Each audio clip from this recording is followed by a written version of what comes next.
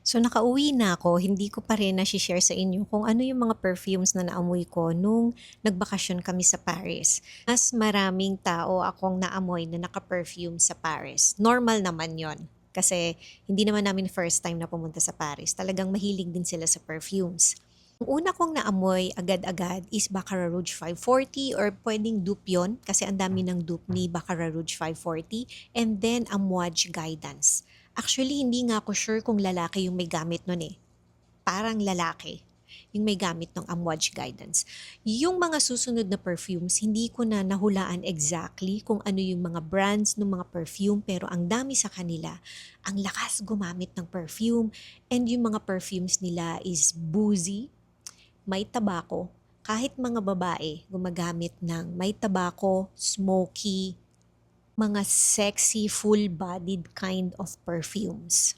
Wala akong masyadong naamoy na perfume na yung parang, paano ko ba sasabihin, yung mga cheap smelling na mga colognes, walang ganon. Kasi malamig nung nandun kami sa Paris.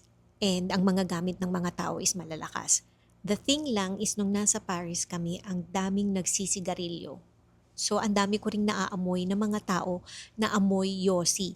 Unlike nung nasa UK kami, may mga nasasalubong akong mga tao na nasobrahan naman sila sa amoy na amoy ko Ariel na sabon sa damit nila na talagang amoy Ariel yung damit nila. It's too much. So, ayan lang guys. Yan lang yung masishare ko sa inyo na amoy ko nung nasa Paris kami.